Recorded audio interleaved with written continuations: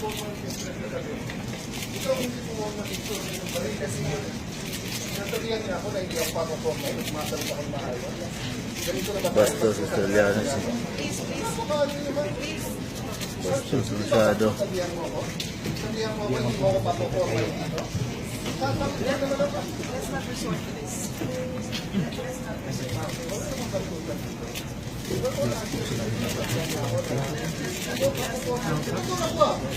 Sinuot ako ng tao dito, di ba? Please.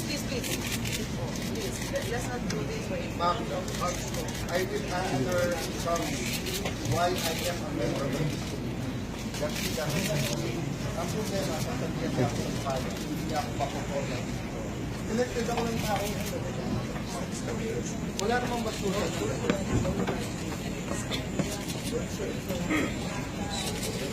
I'm going to go after this.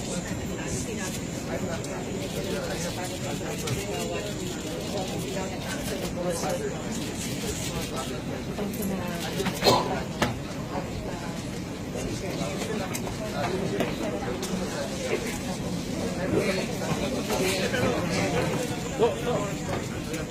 Pare, 12:45 ako nagsimula. Kahit na naman,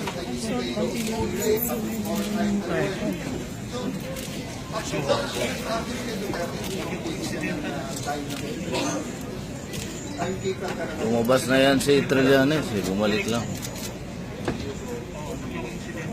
Obvious.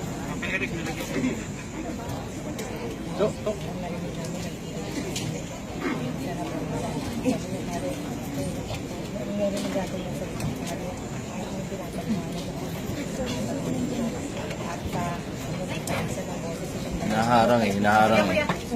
Nag-question si Senator Cayetano eh, hinaharang ni Trillanes eh. Dapat malaman natin eh. Ay dumating si Senator Trillanes kasi lumabas si Senator Trillanes kasi lumabas siya sa dalawa at hanggang sa natin sa pagkakataon sa kanyang boses nito si Trillanes at nung kampanya talagang nakakita na rin sila na dalawang sekretaryo ay nag-emergency ito at mga deklarado sa parang si Trillanes at pag-ibig sa Senator Bispo. Siya sa ngayon, Senator Alan, Senator Trillanes sa mga tumagot at lumabas sa magdalas ng sunod na sila Senator Lima at Senator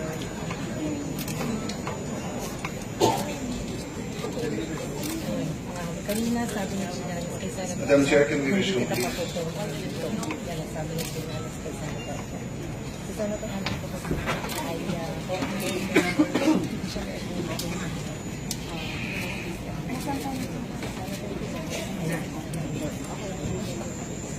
yung mga sinagawa naman dito sa Madam Chair,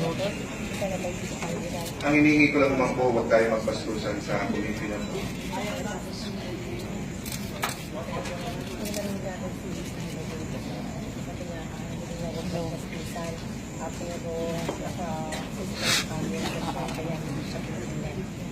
Hearing resumed.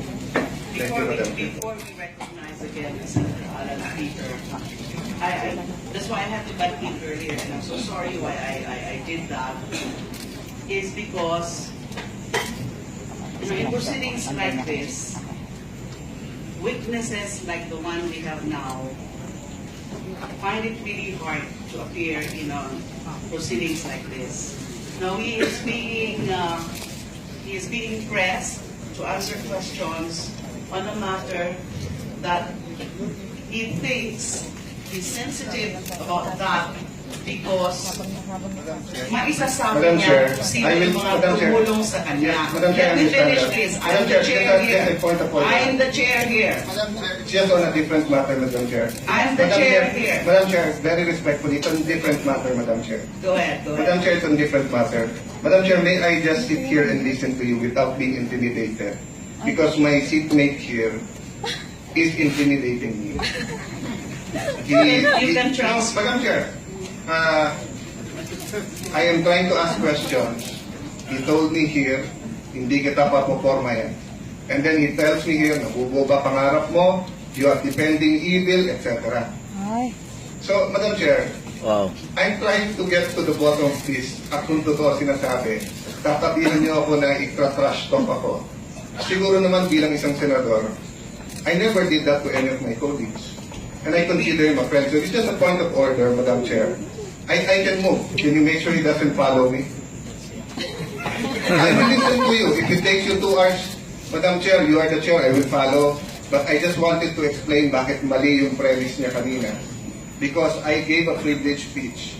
And if you look at item C of the agenda, it's my privileged speech. And it's not true that I have been speaking for an hour because I started at 1:45 and 12:45. And if you look, we have given the same leeway to any other senator. So the nation wants to know, nagsasabi ba siya, kung totoo hindi, I'm here to interpolate. So if I'm not going to be given the chance by the committee, uwi na ako. Nintay ako ng asawa ko eh. Oh, yan sa We are tema mo. giving you Sabi the niya, chance. sana, umuwi na ako. We are giving you the chance. You can limit your Raul, questions, please, because you are indeed consuming a lot of time. Madam Chair. Please go ahead. Madam Chair, may I ask this one question? Yes, Ano, please. we have all the time in the world. Ano ba mas importante, lumabas ang totoo? Or is this just a demolition job against Duterte so we don't care? I mean, you cannot give me 1 hour or 30, 45 minutes. Samantalang lahat na, susunod ko nga ang tanong kung si Jose Rizal, si Duterte pa rin ang pumatay. Let's not resort to that, please. No, Go but- ahead. but- Okay, I'm giving you the time. But please try to wrap it up because you've been consuming more time than the rest of the senators, and that is not. Madam Chair, we waited for everyone. It is not true I'm taking up more time because I'm taking their time. Madam Chair, we have asked all of them. We have given them Go enough time. ahead, please. Madam Chair, can you stop? Just continue. Can Senator Trillanes stop talking to me? I don't want to talk to him, but he keeps talking to me. Senator, I will put this between us. Senator Sonny, can you please transfer? I will, Madam Chair. Yes. Ganito lang po yan. Kasi Magtabi. masyadong mahaba yung mga pasikot-sikot, masyadong madaldal. Kumbaga, ano na minsan it's quite annoying and irritating already. Sana, get to the point. Ngayon, as mentioned, yung witness apparently is uncomfortable to say the circumstances kung paano siya napunta rito. But it doesn't mean that he is lying dun sa kanyang initial na mga testimonya. Ngayon, ang Chair, suggestion niya rito the is Senator kung now testifying. I thought it is my to time. executive session, maaring komportable niyang masabi but at Thank some you, point, Senator Sonny. Thank you, Senator Trillanes. Yes, ma'am. That's why I offered that. I offered the proposal that in order for us to really find out exactly the circumstances, lalo na yung pinalis niya sa WBP, paano siya nagtago, sino mga pumukpok sa kanya, at paano siya napunta sa committee. It would be best if we do it in an executive session. And Senator Alan Peter would be quite welcome Madam to Chair. participate in that executive session. So if I may respectfully suggest to Senator Alan Peter to go to other points, if any. Madam Chair, I disagree, but I will go to another point. Kahit sabi mo kanina, may mga pinapatay kang pinabalot mo sa masking tape. Tama. Wala pa naman kung visual po ba? Wala. Pwede bang ipakita to kay Director? Pakitignan dito kung ano sa mga tape na to ang masking tape. Okay, latag mo lang siya. Teka lang po, sit lang po ako. Bigyan mo yung question yung body.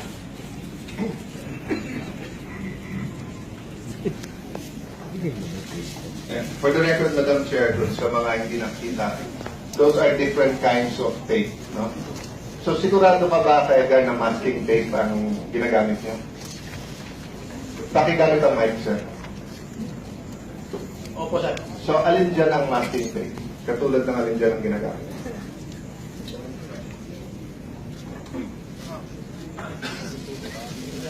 Yan, sigurado kang yan, sir. Sigurado kang yan. Pakiabot sa akin na.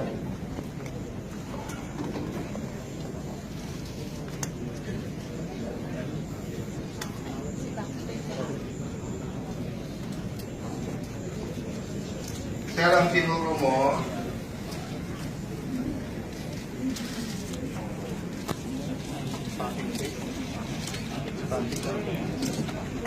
kung hindi ako nagkakamali, this is packaging tape. No? Kasi, so the relevance is this. Ito kasi yung masking tape. Hindi ko sinama dyan. Ang masking tape kasi hindi ginagamit ito. Dahil madaling gamitin ito. Diba? So, alin? Ito. So, hindi masking tape. Kasi tinanong ko sa'yo kanina, sigurado pa ba na masking tape? No? Kasi sir, ang lahat ng ito, ang tingin ko, masking tape. Yan. Bakit ito lang ang tinuro mo sa akin? Kung lahat yan tingin mo masking tape siya, bakit ito lang ang tingin mo sa akin? Ganyan lang ang ginagamit natin. Anyway, sir, as I said, no, ginagamit ko lang to, testing yung credibility mo, o kung may pumulong lang, may nagsabi lang sa inyo. O, next lang. Sabi niyo po ay pinatay si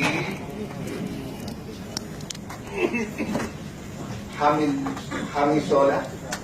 Kanina, sir, sa testimony niyo. Hamisola. Opo sir. Sabi niyo po, 2 magazine ang inubos ni Mayor Duterte noon. Tama, sir? Opo sir. At sabi niyo, mahigit 200 bala na sa kasawan ni Hamisola. Opo sir. Sa estimate lang yun sir. Estimate. So, are you exaggerating? Pinapalaki mo ba yung number na 200 o para medyo nakakasyak sa amin? Hindi man sir. Sa dating bumaril sa Missoula sir, sobra-sobra ang na-overkill siya. Ilan po ang bumaril sa kanya? Dami sir. Mga ilan? Dami. Mga ilan nga po? 4 unit sir na anti-crime. So, mga ilan po yun? Siguro, mga 30 kami sir siguro. Anong posisyon niya? So, saan si Hamisola? Parang firing squad ba, sir? Or nakaiwalay kayo? O paano? Parang firing squad sir siya, Missoula sir. So, mag-isa siya dito, nakapila kayong lahat? Inalapitan talaga sir. Paano nga, sir? I-describe mo sa amin. Inaganyan sir. Inalapitan sa pick-up. Nakasakay siya sa pick-up. Saka siya ng pick-up sir. Nandiyon siya sa baba sir. Nakatayo siya sa labas ng pick-up, nasa loob ng pick-up, paano po? Nakatayo, nag-uusap ng babae sir. Okay. So, tapos, habang kausap yung babae, biglang binaril. Hindi sir. Dumaan dito si Major Pabo. Major Pabo sir. Major pa naman si... Very respectful. It's on different matter, Madam Chair. Go ahead, go Madam ahead. Chair, it's on different matter. Madam Chair, may I just sit here and listen to you without being intimidated? Because my seatmate here is intimidating me. You can trust. No, Madam Chair, I am trying to ask questions. He told me here, hindi kita papoporma yan. And then he tells me here, nabuboba pangarap mo, you are defending evil, etc. So, Madam Chair, Wow. I'm trying to get to the bottom of this. At kung totoo sinasabi, tatabihan niyo ako na itra-trash talk ako. Siguro naman bilang isang senador, I never did that to any of my colleagues. And I consider him a friend. So it's just a point of order, Madam Chair. I can move. Can you make sure he doesn't follow me? I will listen to you. If it takes you 2 hours, Madam Chair, you are the chair, I will follow. But I just wanted to explain bakit mali yung premise niya kanina. Because I gave a privileged speech. And if you look at item C of the agenda, it's my privileged speech. And it's not true that I have been speaking for an hour because I started at 1:45 and 12:45. And if you look, we have given the same leeway to any other senator. So the nation wants to know, nagsasabi ba siya, kung totoo hindi, I'm here to interpolate. So if I'm not going to be given the chance by the committee, uwi na ako. Nintay ako ng asawa ko eh. Oh, yan sa We are niya, giving you sabi the niya, chance. sana, umuwi na ako. We are giving you the chance. If you can limit your Raul, questions, please, because you are indeed consuming a lot of time. Madam Chair. Please go Ano, ahead. Madam Chair, may I ask this one question? Yes, Ano, please. we have all the time in the world. Ano ba mas importante, lumabas ang totoo? Or is this just a demolition job against Duterte so we don't care? I mean, you cannot give me 1 hour or 30, 45 minutes. Samantalang lahat na, susunod ko nga ang tanong kung si Jose Rizal, si Duterte pa rin ang pumatay. let's not resort to that, please. No, Go ahead. madam- Okay, I'm giving you the time. But please try to wrap it up because you've been consuming more time than the rest of the senator. Si Senator Trillanes, kasi lumabas si Senator Trillanes ng Portugal. Siya bumalik siya sa itong dalawa. At hanggang sa nag-uwi sa pagkakaroon sila ng boses nitong sina Trillanes at kaya mismong kampanya talagang nakakita na rin sila na dalawang sekretano ay nakakita ng ito at Pangulong Duterte sa parang si Trillanes ay pag-ibig ng Senator Bispo. Sa ngayon, si Senator Alan, si Senator Trillanes sa mga tumagot at sumagalat ng sa Senator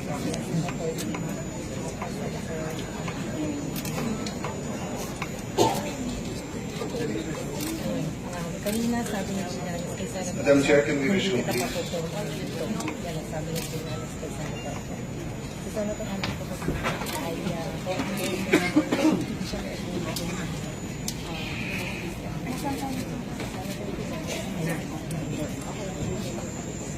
yung mga ginagawa naman dito sa Madam Chair, ang hinihingi ko lang naman po, huwag tayo magbastusan sa Pilipinas.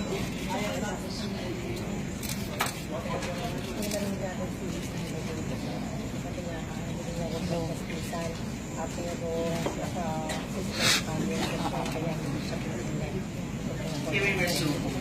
Before we recognize again Senator Alan Peter, that's why I had to cut in earlier, and I'm so sorry why I did that, is because in proceedings like this, witnesses like the one we have now find it really hard to appear in proceedings like this.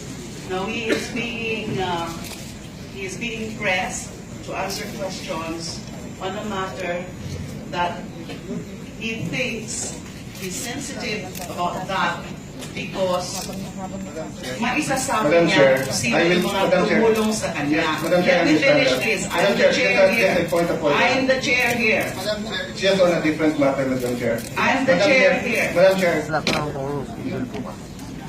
Wala. pwede bang ipakita ito kay Director? Pakitingnan dito kung ano sa mga tape na to ang masking tape. Okay, lahat mo naman siya. Teka lang po, sit lang po ako. Bigyan mo ng question yung bago.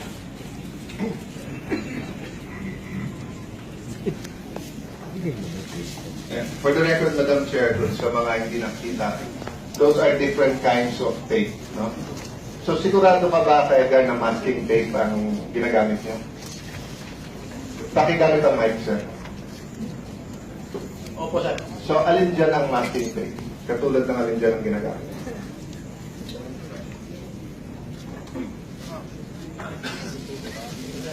Yan, sigurado kang yan, sir. Sigurado kang yan. Pakiabot sa akin, sir.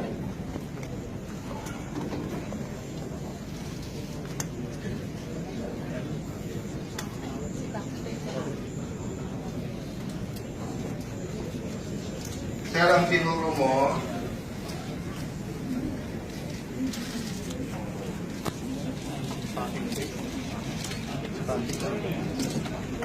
kung hindi ako nagkakamali, this is packaging tape.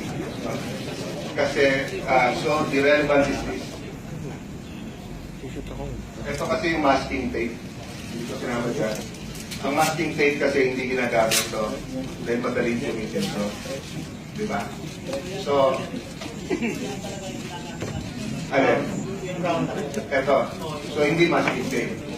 Kasi tinanong ko sa'yo kanina, sigurado pa ba na masking tape? No? Kasi, sir, ang lahat ng ito, ang tingin ko, masking tape.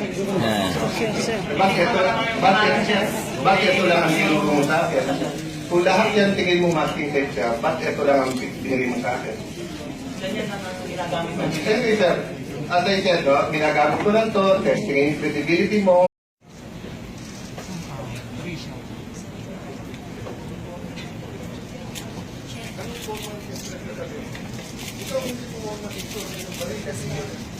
Sasabihan niya ako na hindi ako papaporma. Magmasalit ako ng maayos.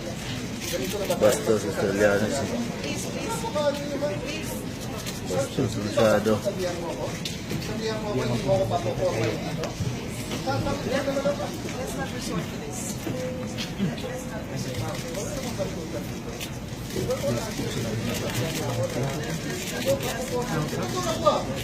Sinuto ako ng tao dito, di ba? Please. Let's not do this way. Ma'am, I will answer from why I am a member of this committee. Kasi ang problema, sasabihan niya ako ng kaya, hindi niya ako papaporma dito. Elected ako ng tao. Wala namang bastusan.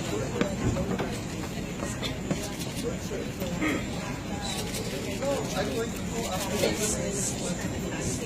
I'm not.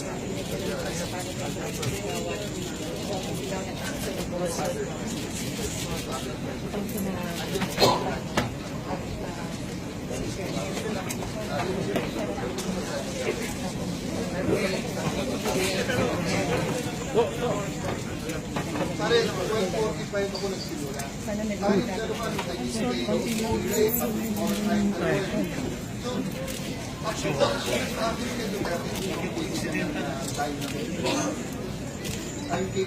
Lumabas na yan si Trillanes eh. Bumalik lang. Obvious.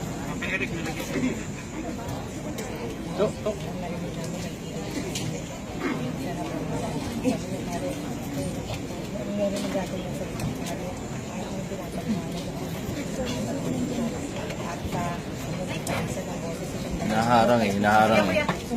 Nag-question si Senator Cayetano eh. Hinaharang ni Trillanes eh. Dapat malaman natin eh.